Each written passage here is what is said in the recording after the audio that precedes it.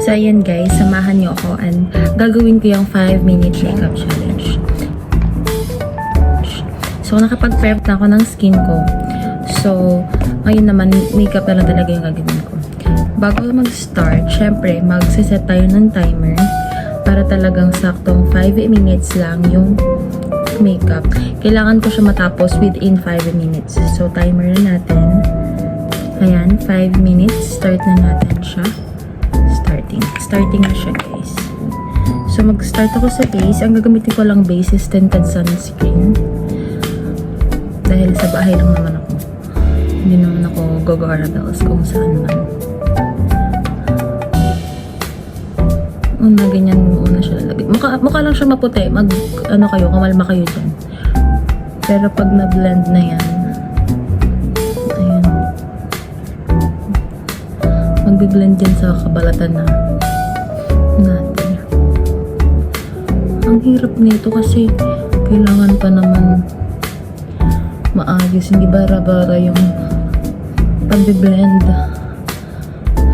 Bakit ba ito pa yung naisipan ko?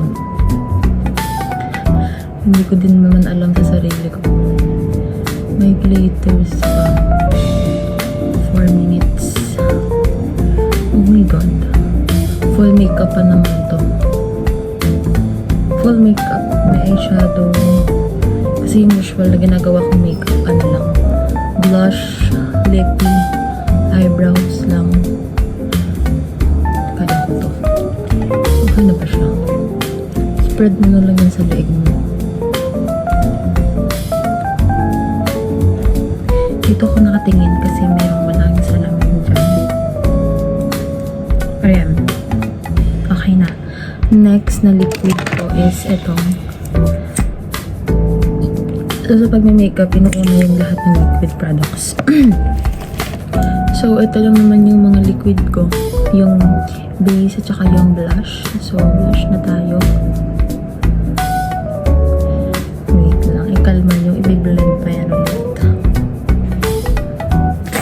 Parang ang bilis naman ng oras. Bakit naman ganon siya? Dinadamay ko na yung ano ko. Para isahan lang. Mukha na akong ano dito. Wait lang. Akala ko matali lang to. Wait lang. Tinan mo yung oras. 2 minutes and 45 seconds.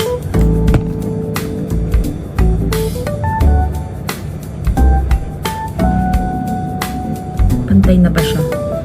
And then after nyan, lahat ng pag nalagay mo na lahat ng liquid, syempre set ko na siya yung buong face ko ng powder. Ito lang din yung nagamit ko para makapit siya, like pag brush. Yan, ganyan lang muna, tapos mamaya ko na lang iba-brush off yung mga excess. Then next is yung, oh my god, wait. Habang for the chaos. Habang insert ko yung face, ilan na kaneta sa lips ko. Oh my god, parang hindi ko ata kaya ng 5 minutes. Ano na lang.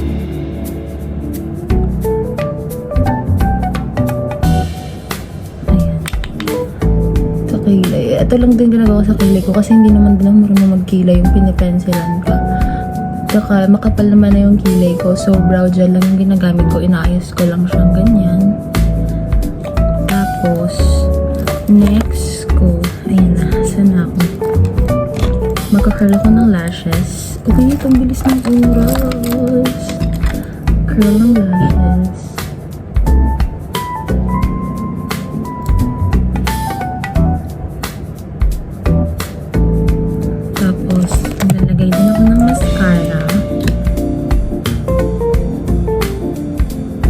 Hindi naman ako nagpo-false lashes, false eye. Kasi mahaba naman na yung ano. Tsaka nagaganol ako pag may mga events akong pupuntahan. Mga ano na lang. Pero pag mga ganito lang, hindi ako naglalagay ng false eye. So, hindi tayo maglalagay kasi naman tayo pupunta ngayon.